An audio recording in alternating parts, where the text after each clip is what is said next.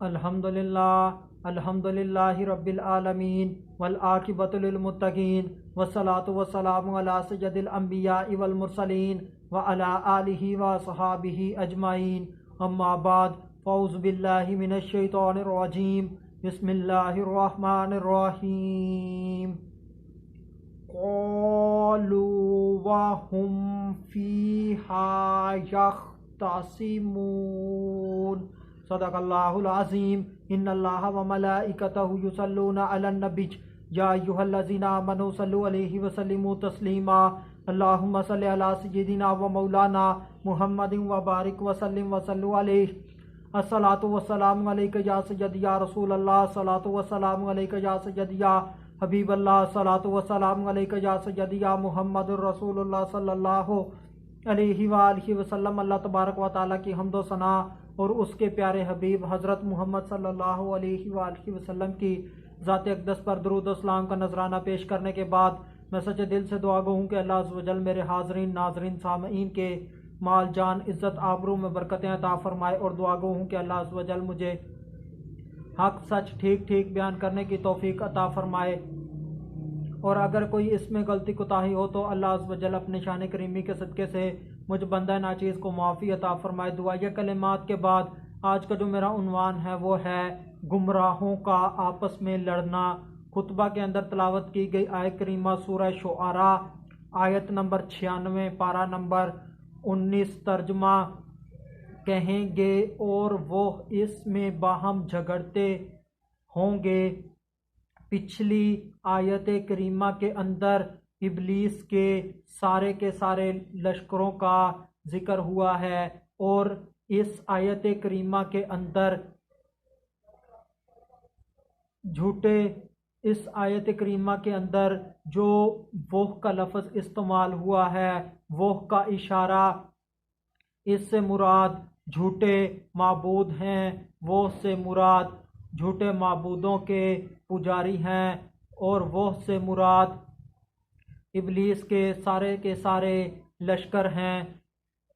मंजर कुछ इस तरह है कि झूठे माबूद भी दोज़ख में हैं, उनके पुजारी भी दोज़ख में हैं और शैतान के सारे लश्कर दोज़ख के अंदर हैं और वो आपस में लड़ रहे हैं।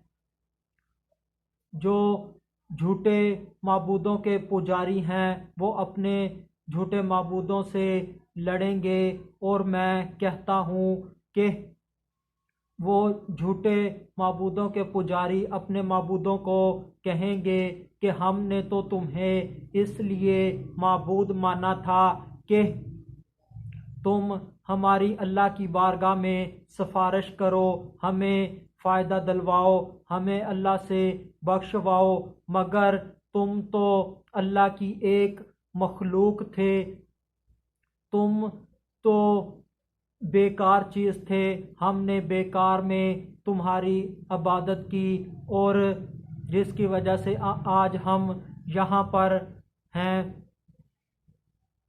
अगर तुम ना होते तो हम अल्लाह तबारक व ताला के साथ किसी को शरीक ना ठहराते, अल्लाह तबारक व ताला की इबादत करते खालसतन और नेक काम करते, ईमान वाले होते तो आज हम जन्नत के अंदर होते और उधर से वो जो झूठे माबूद हैं बुत हैं वो अपने मानने वालों को कहेंगे कि हमने तुम्हें कहा थोड़ी था कि तुम हमारी इबादत करो, हमसे तलब करो, हमारे आगे दुआएं करो, हमसे मांगो, हमारी इबादत करो, हमें माबूद मानो, हमारे आगे जम कर बैठे रहो, हमने तुम्हें इस चीज़ का नहीं कहा था। तुम्हें पता भी था कि हम सुन नहीं सकते, हम बोल नहीं सकते, हम देख नहीं सकते, हम पकड़ नहीं सकते, हम अपनी हिफाजत नहीं कर सकते, हम चल नहीं सकते, हम हरकत नहीं कर सकते, तो तुम्हें क्या फ़ायदा दिलवाएंगे। जो अपनी हिफाजत नहीं कर सकता वो तुम्हारी हिफाजत क्या करेगा। तुम्हें सब कुछ मालूम था मगर तुमने तुम इसके ऊपर डटे रहे सिर्फ इस वजह से कि तुम्हारे जो माबूद थे, तुम्हारे जो आबाओ अजदाद थे, तुमने उनकी पैरवी की और उनके पीछे लगे रहे और तुमने अपने नफ्स की मानी, ख्वाहिशात की मानी और हमारी इबादत करते रहे और अल्लाह अज़्ज़ व जल की इबादत तुमने ना की। अब तुम इसका मज़ा चखो कि तुमने अपनी ख्वाहिशों की पैरवी की और आज तुम दोज़ख के अंदर हो। अगर तुम हमें ना पूजते तो वो बुत कहेंगे, अगर तुम हमें ना पूजते तो हम भी दोज़ख में ना डाले जाते। याद रहे कि बुतों को जो दोज़ख के अंदर डाला जाएगा, उनको दोज़ख के अंदर डालने का मकसद उनको सज़ा देना ना होगा, बल्कि उनको दोज़ख में डालने का मकसद उन काफरों को, उन मुशरिकों को अजाब देना मकसूद होगा, ताकि उन्हें पता चल जाए कि जो हमारे माबूद हैं उनकी क्या हैसियत है। वो हमें फ़ायदा पहुंचाने की बजाय उल्टा हमें सज़ा दे रहे हैं। दोज़ख के अंदर उनको अजाब देने की पर मुसल्लत किए जाएंगे। वो पत्थर जिनके बुत बने थे वो दोज़ख के अंदर पिघलेंगे और इनकी खालों के ऊपर पड़ेंगे और खालों के अंदर वो उतर जाएंगे, खालों को जलाकर रख देंगे। कुरान में जो कहा गया, उस आग का ईंधन आदमी और पत्थर होंगे। वो पत्थर इंसानों और जिन्नों को मज़ीद अजाब देने के लिए दोज़ख में डाले जाएंगे।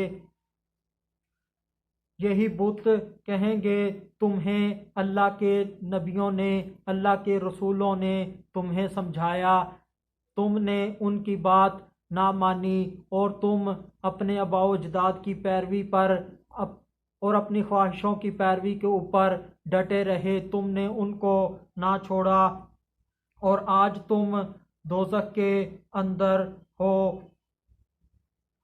अब इसका मज़ा चखो।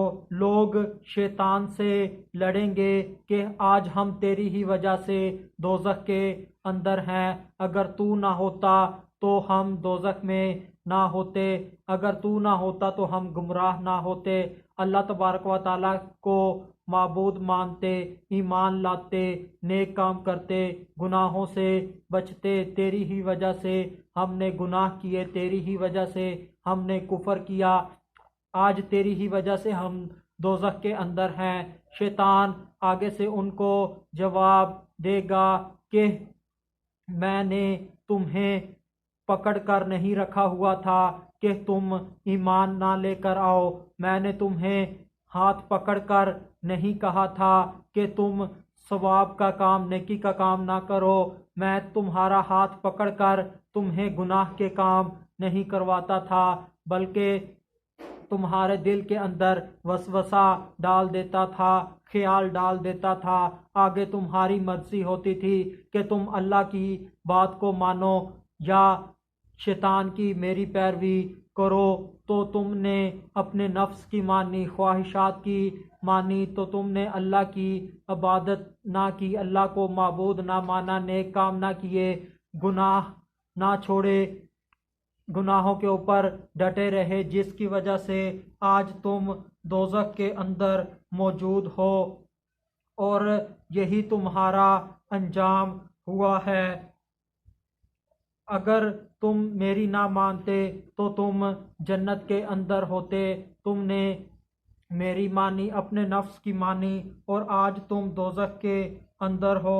अगर तुम अल्लाह और उसके रसूल की अताअत करते, मेरी पैरवी ना करते, तो तुम जन्नत के अंदर होते। आखिर में अल्लाह तबारक व तआला से दुआ है कि अल्लाह हमें अल्लाह और उसके रसूल सल्लल्लाहु अलैहि वसल्लम की इत्तिबा करने की तौफीक अता फरमाए। वमा अलैना इल्लल बलागुम मुबीन।